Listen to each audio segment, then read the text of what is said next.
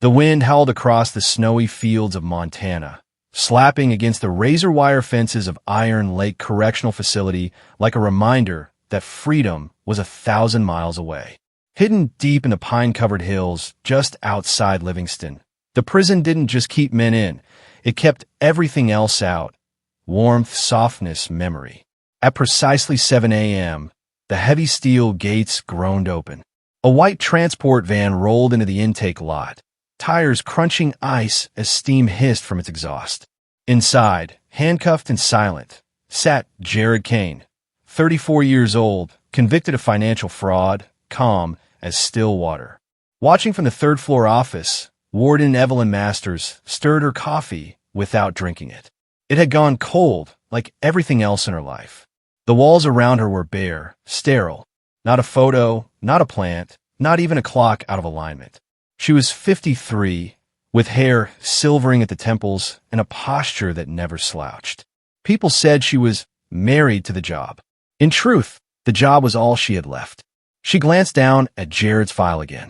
Bachelor's in English Literature. No priors.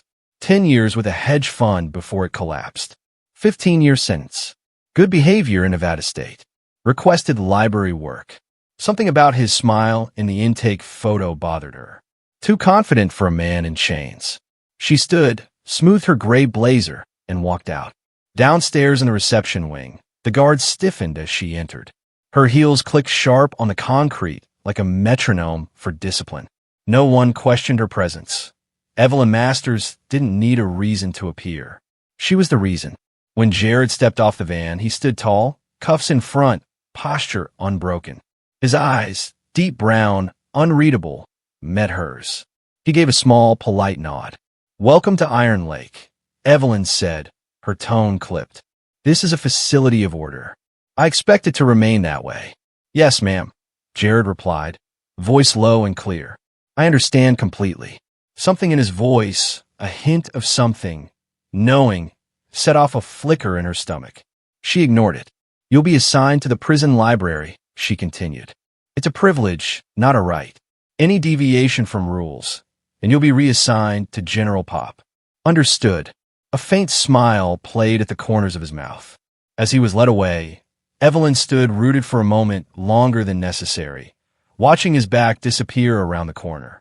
Something about him didn't sit right. And Evelyn Masters had learned, through 25 years behind these walls, that when your gut speaks, you listen.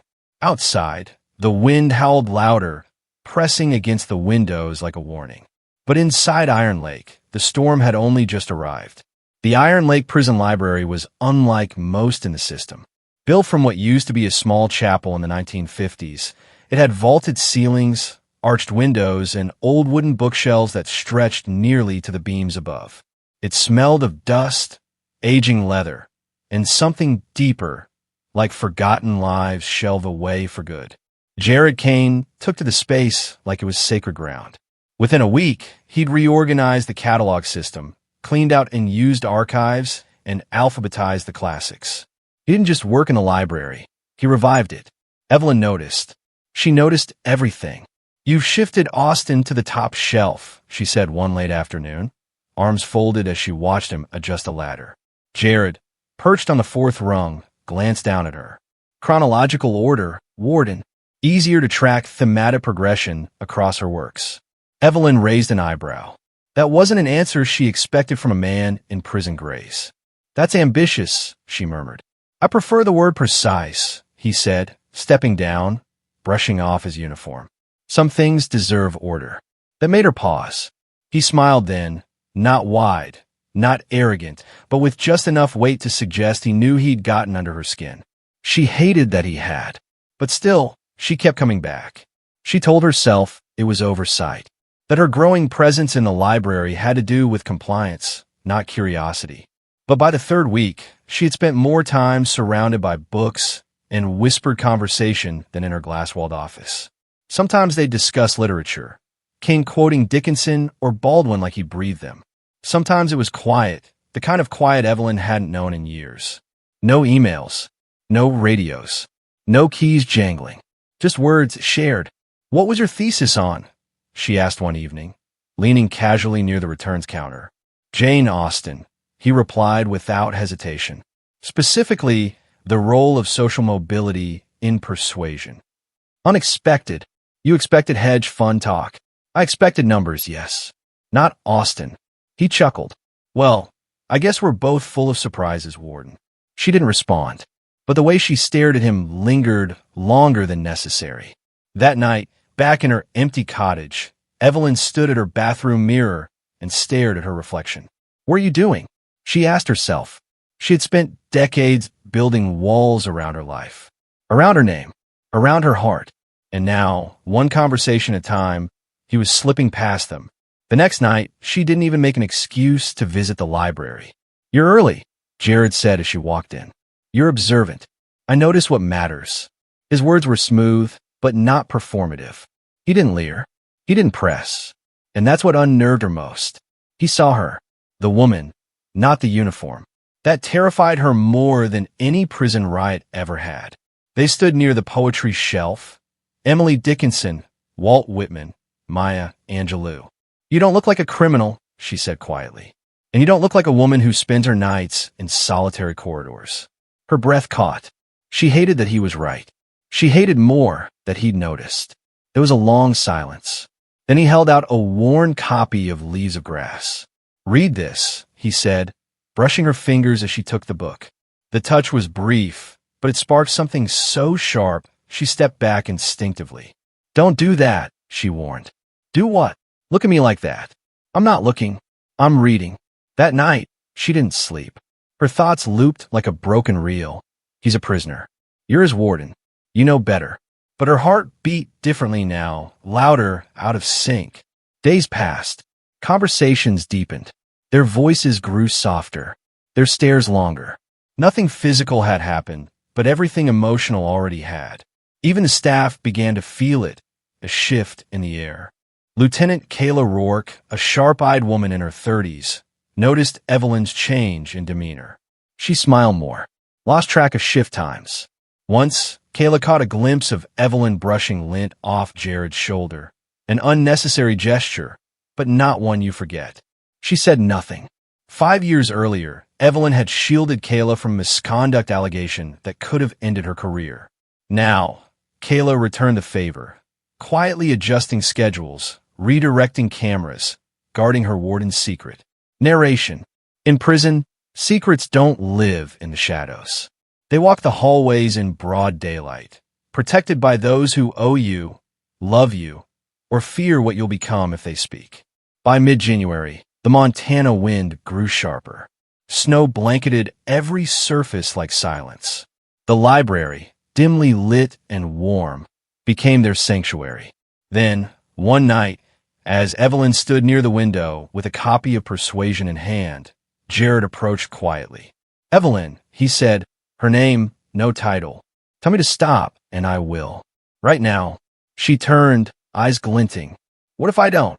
He leaned in, and their lips met. Gently, like a question being asked. When she didn't pull away, he deepened the kiss. It was quiet, tender, nothing like the world around them. In that moment, she wasn't a warden, and he wasn't an inmate. They were just two people, lonely, broken, and hungry for something real. But real things don't last long in prison. And Evelyn Masters, for all her control, had just stepped into a story she wouldn't be able to write the ending to.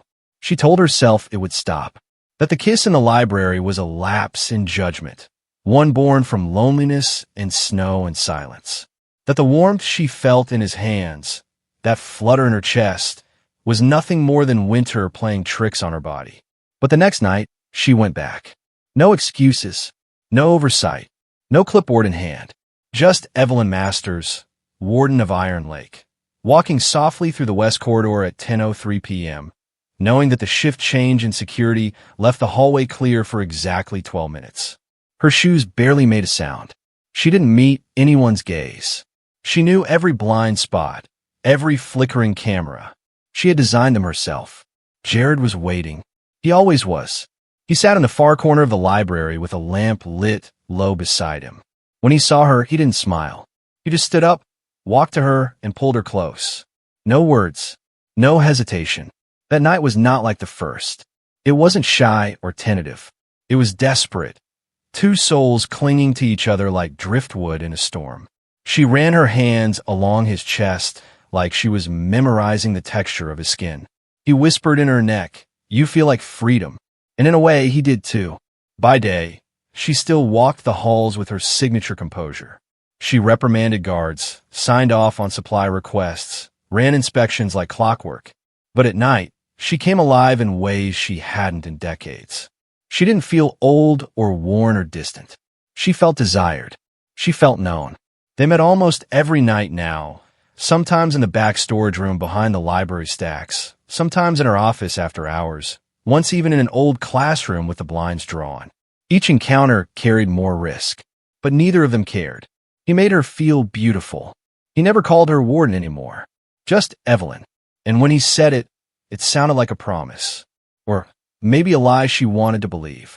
One night, he ran his fingers over the wrinkles beside her eyes and said, "You get these when you smile. I love them."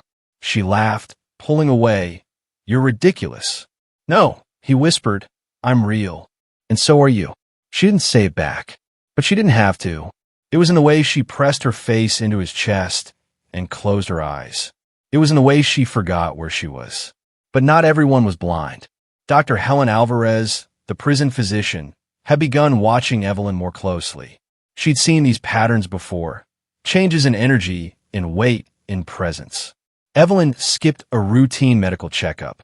She brushed off questions. She looked lighter, younger, almost glowing. And Alvarez knew that glow never lasted. Then there was Lieutenant Rourke, still silent, still guarding the secret. But doubt had crept in. One night, she passed Evelyn in the corridor, and their eyes met. Rourke saw something in them, something cracked and fragile. "You okay?" she asked. "Of course," Evelyn said too quickly. "Why? You just look different." "I'm tired." Nothing more. But there was more, much more. In early February, the cold outside was vicious, -20 degrees. Pipes froze in cell block D. Prisoners bundled in worn coats. Even the guards complained of numb toes and brittle fingers. But Evelyn barely noticed. She spent more time alone in her office now, lights off, the only glow coming from the desk lamp. She'd reread Jared's old intake file a dozen times, not for red flags, but out of curiosity. She wanted to understand him, to justify him.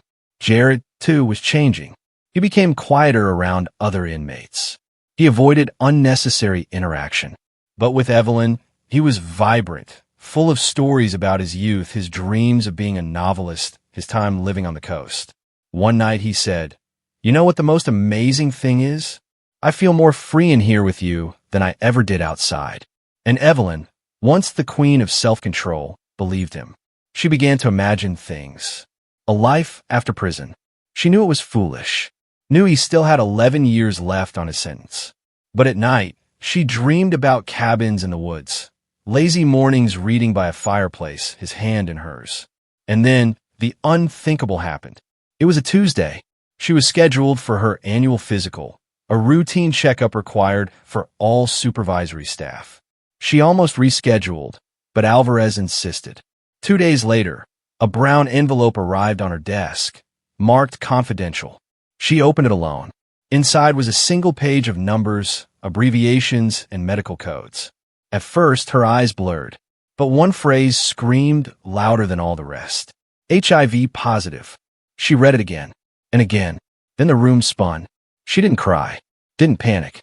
She just stared at nothing as the truth settled over her like wet cement. Later that evening, Dr. Alvarez appeared quietly in her doorway. "Evelyn, I'm here if you need to talk." "I don't." We double-checked 3 times. "If you'd like to discuss."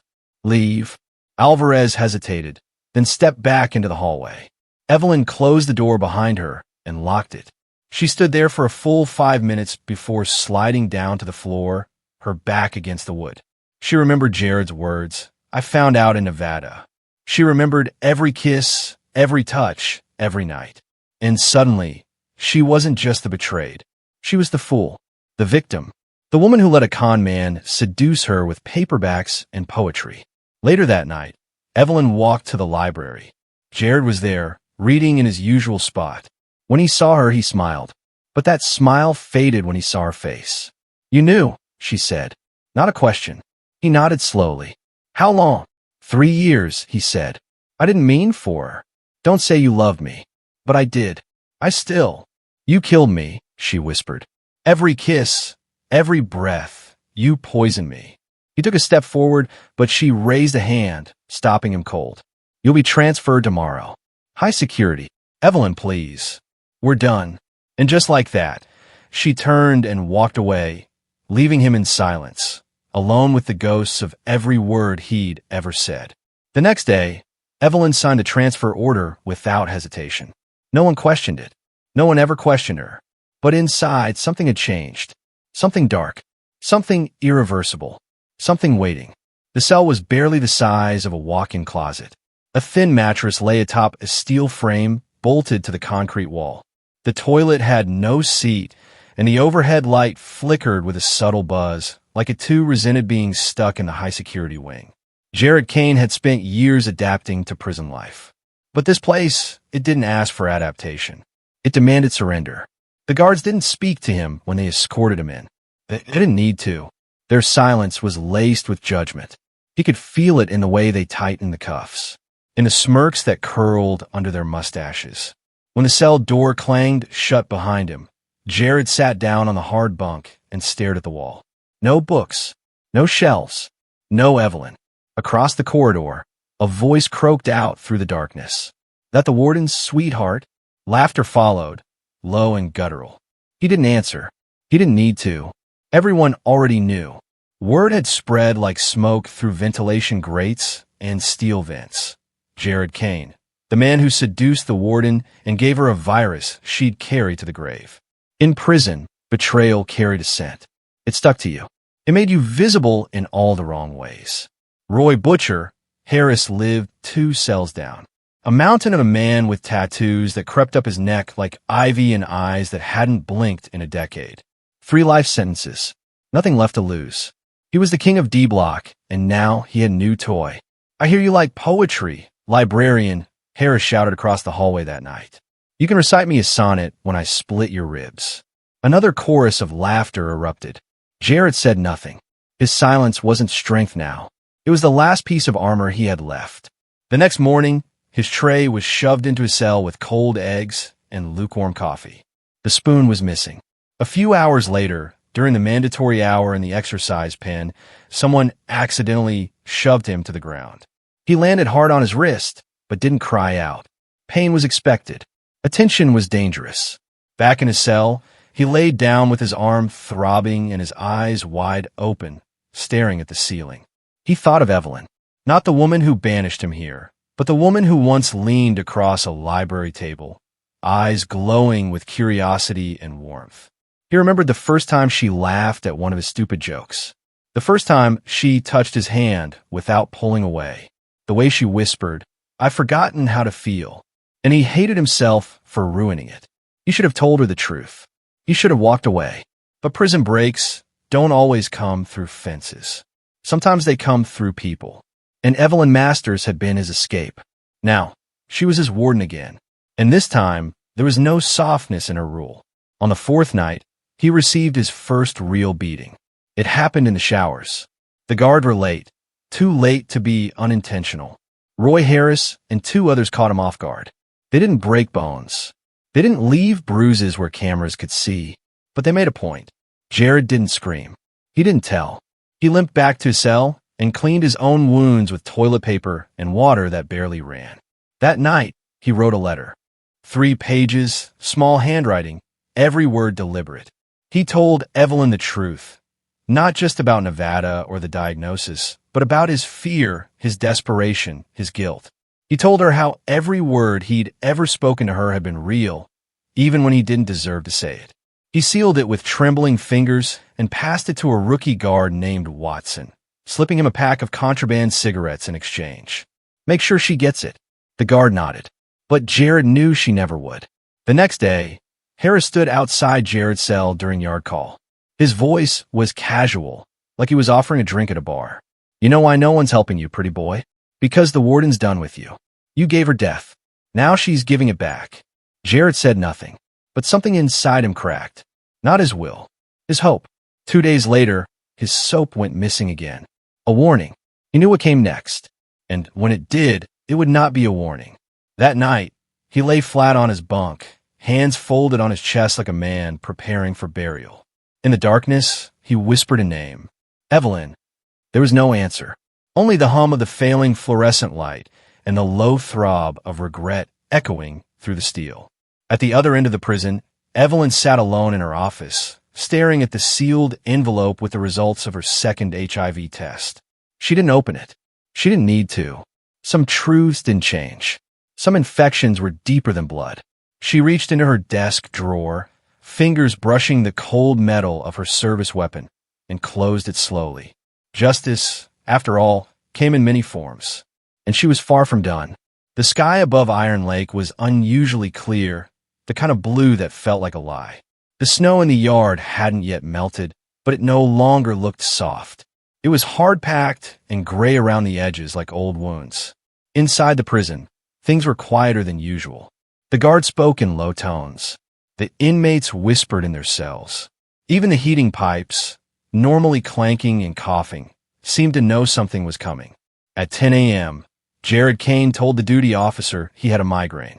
Need to lie down in the infirmary, he muttered. Light's killing me. The guard, a new kid named Preston, green behind the ears, checked the clipboard, then nodded. All right, Kane, let's move. But somewhere between cell D, 14, and the infirmary corridor, Preston got distracted. A spilled coffee cup, a call from another officer, a minor scuffle, all part of the choreography. He turned his head for just long enough. When he turned back, Jared was gone. The library was dark and quiet. A few flickering overheads buzzed, but otherwise the place felt almost sacred. Jared stepped through the double doors like a ghost returning to the scene of his former life.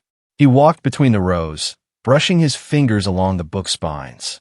Dickens, Baldwin, Austen. He stopped at a copy of Pride and Prejudice. The same tattered one he'd once handed Evelyn, back when the world still held possibility. He pulled it from the shelf and sat at the table, the same one they used to share. He waited. At 3 p.m., a note was slipped under Evelyn's office door. He's in the library. No signature. No handwriting she recognized. She read it once. Then again. Then she folded it into a perfect square and lit it with a silver-plated lighter she kept in her drawer. The flame curled the paper at the edges, blackened it, consumed it. By 3:15, she was walking down the east corridor. By 3:27, Roy Harris and 3 other men were seen walking calmly toward the West Hall. No one stopped them. No one asked why. At 3:31, a scream rang out. Short. Male. Cut off halfway. A guard named McTeague, old, quiet, indifferent, was the first to arrive. He paused at the doorway, the color draining from his face. We've got a situation in the library, he said into his radio, voice hollow. When Dr. Alvarez arrived, she dropped her clipboard. Jared Kane lay sprawled between the shelves, his body twisted unnaturally, his face unrecognizable. Blood pooled beneath him. His chest had been stabbed 23 times. His left wrist bore the red, raw imprint of handcuffs, restraint marks, not standard for this block. In his right hand, he still clutched that battered copy of Pride and Prejudice. Evelyn was notified at 4 p.m. sharp. She didn't flinch, didn't gasp. She rose from her chair, dusted off her skirt, and nodded once. Secure the scene, she said. Notify the Department of Corrections. I want a full incident report within the hour. Her voice was calm, her posture perfect. But as she turned back in her office, Lieutenant Rourke noticed something strange. The warden never said his name. Not once. As if he were already gone from her memory. The following morning, 2 homicide detectives arrived from the state capitol, Ashton Graves and Sage Mallory. Graves was a large man with a silver streak in his hair and eyes that had seen too much. Mallory was his opposite, sharp, young, red-haired, with a gaze that could pierce steel. They started at the crime scene. Graves crouched beside the dried pool of blood. Angle of the spatters, he muttered. He was already on the ground when most of the wounds came. So not a fight. An execution, Mallory said. Exactly. Then the photo. They studied it, Jared Kane's lifeless body, the book in his hand. Why hang on to Austin? Graves asked. Maybe not a coincidence, Mallory said. Maybe a message. The interrogations began. Dr. Alvarez was first. She described the autopsy in clinical detail. 23 stab wounds, 7 to the chest, 2 to the neck, the rest spread across the abdomen and arms. And then she hesitated. There were marks, she said. His wrists, like he was bound. Standard cuffs? No, something thinner. Non-regulation. Almost like wire. Graves and Mallory exchanged a look. This wasn't spontaneous. This was planned. Rourke gave them nothing. The guards looked the other way. Roy Harris smiled through his entire interview. Where were you at the time of the murder? In my cell. Can anyone confirm? Dozen people can.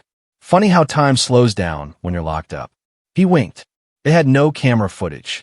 The 4 cameras on the library corridor had mysteriously gone offline. Technical error, the report said. Mallory didn't buy it. Someone helped them, she told Graves that night. This wasn't just inmate violence. Someone in admin greased the wheels. The warden? Graves didn't answer, but the silence was enough. At 7:45 p.m., they met with Evelyn. She greeted them in her office, composed as ever, dressed in her usual gray blazer, hair tied back. She offered coffee. Neither accepted. Mr. Kane was transferred to high security less than 2 weeks ago, Mallory began. What? He violated protocol. Evelyn replied smoothly. Inappropriate contact with staff. And what kind of contact would that be? That's classified under internal disciplinary policy. Mallory studied her. You're not rattled. Should I be? A man just died on your watch. A man who, by multiple accounts, had a complicated history with you. Evelyn stared back, unflinching. In here, people die. It's tragic. It's also routine. She dismissed them with a nod. But as they left, Graves said softly. She never said his name, either. That night, Evelyn sat alone at her desk, staring out into the snow-covered yard. The prison around her hummed. The fluorescents buzzed. The radio crackled. On her desk, an unopened envelope lay beside the lamp. Her second HIV test results. She reached for it. Stopped. She didn't need to know. Not now. Jared was gone. Her secret was buried. And Iron Lake had returned to order. But somewhere deep in D Block, the whispers had already begun. Soft, fevered, passed from cell to cell like legend. She did it. The warden. She got him killed. Don't cross her. She knows how to make it look like nothing. She waited, and she won. 3 days after the murder, a stillness settled over Iron Lake like frost creeping across glass. Detectives Graves and Mallory remained in town, working out a makeshift office near the warden's conference room. They reviewed files, surveillance logs, and shift rosters with the precision of surgeons. But every door they opened led to another dead end. No one had seen anything. No one had heard anything. No one was talking. The prison had turned inward, as if protecting its own. It's like they rehearsed this, Mallory said late one night, pushing photos across the table. Every story matches. Even the lies line up. Graves leaned back in his chair, rubbing his temples. There's no murder weapon. No camera footage. No guard willing to testify. We've got a motive, but no proof. You mean she has a motive? Graves didn't respond. He didn't need to. Evelyn Masters had motive, opportunity, and silence on her side. The most dangerous trifecta of all. On the 4th day, Mallory decided to speak with Lieutenant Rourke alone. They sat in the break room. Rourke kept her arms folded tightly, eyes on the vending machine. You've worked under Warden Masters for how long? Mallory asked. 7 years. And how would you describe her leadership? Structured, controlled, impenetrable. Mallory let the silence stretch. She ever confide in you? No one gets that close. Another pause. Then Mallory leaned in. You know what we're trying to say? We think she orchestrated the murder of Jared Kane. We think the warden used the prison itself to do it for her. Do you have evidence? Not yet. Rourke's jaw clenched. Her knuckles went white. Then it didn't happen. Back in her office, Evelyn sat perfectly still, the blinds drawn tight. A folder sat unopened on her desk, her copy of the official death report. She hadn't read it. She already knew how it ended. Instead, she reached for the bottom drawer and pulled out a small, worn paperback. Pride and Prejudice. The cover was cracked. The spine faded. The very same copy Jared used to hand her with a smile. "You ever read this?" "Of course," she'd said. "Then you know, not all love stories are romantic." Now, the book felt heavier, dirtier, like it belonged to a version of herself she didn't recognize anymore. She placed it gently into the desk drawer and closed it. Forever.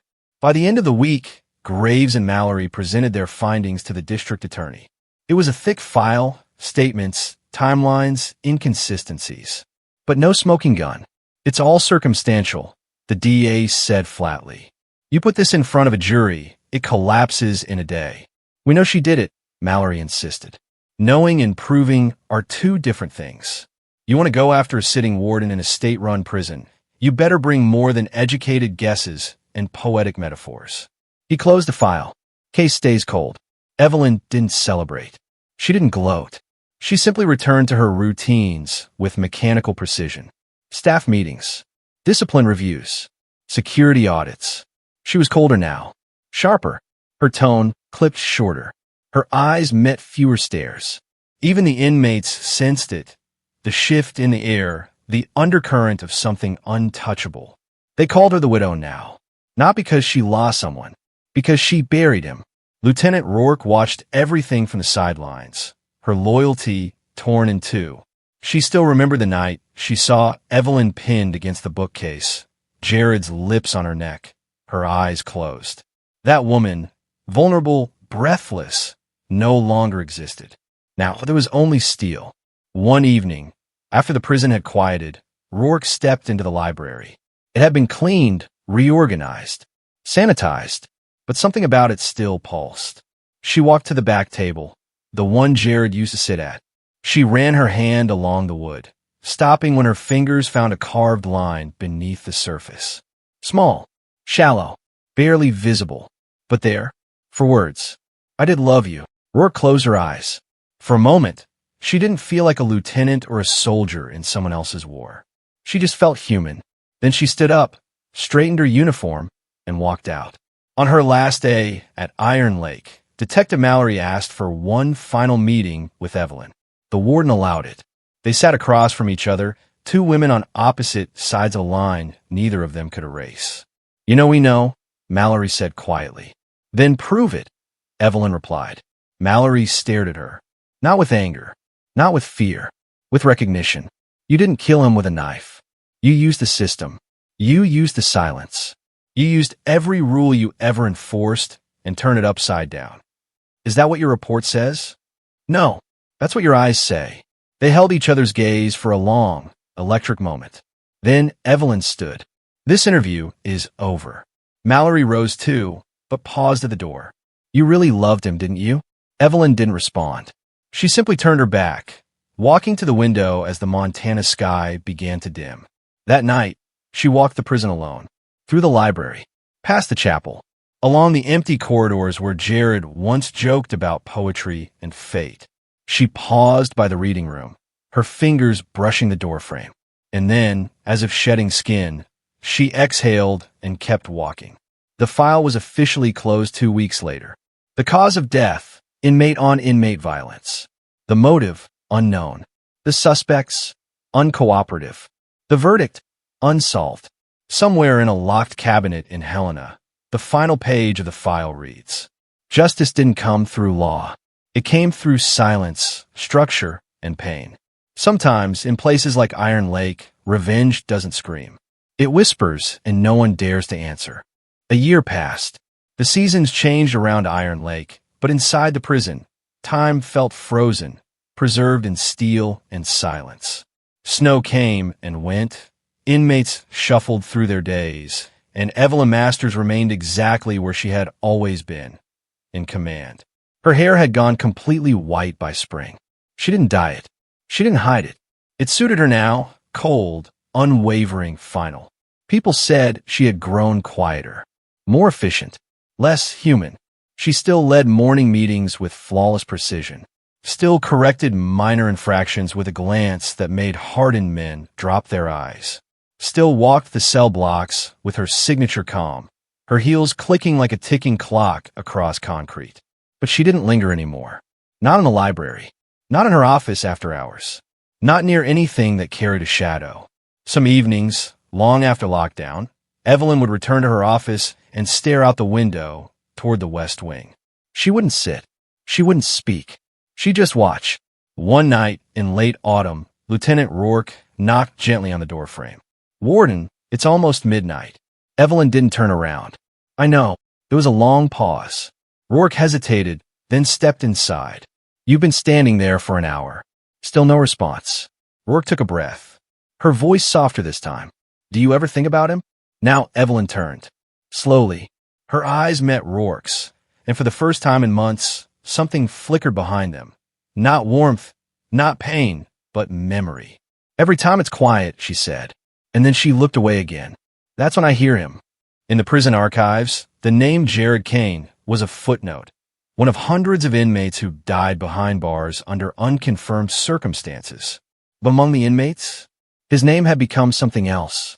A warning, a legend. They spoke of the warden's favorite in whispers. Said he seduced her, played her, paid the price. Others claimed she loved him so much she couldn't stand what he'd done and let the walls swallow him whole. There was even a saying that started to circulate among the lifers. You can beat the time, but you can't beat the warden. In the spring, the state sent a new counselor, Elliot Vance, fresh out of grad school, all optimism and clean folders. On his second day, he asked Evelyn during orientation, "How do you survive in a place like this for 20 years? She didn't smile. She didn't blink. "You stop waiting to feel." He blinked. "I'm sorry." Eventually, you stop missing the sun. You stop missing softness. You stop missing yourself. Then she walked past him without another word. He never asked again. Back in Helena, Detective Sage Mallory kept the case file in her bottom drawer, the one marked unresolved. Sometimes, late at night, she'd take it out, run her fingers over the faded photos, the redacted reports, the autopsy notes. She never told Graves, but once a month, she mailed an anonymous copy of the file's summary page to the State Oversight Board. Nothing ever came of it. No calls. No follow-ups. But it made her feel like the story wasn't quite over. Like someone, somewhere, might still be listening. And Evelyn, she kept living, kept walking the halls, kept running the prison like a conductor, orchestrating silence. But on rare nights, when no one was watching, she would unlock her bottom desk drawer and take out the tattered copy of Pride and Prejudice. She wouldn't open it. She wouldn't read it. She'd just hold it in her hands for a while, as if to say, "I remember." Then she'd return it to its place, lock the drawer, and continue on. The warden of Iron Lake. Immovable, untouchable, and utterly, irrevocably alone.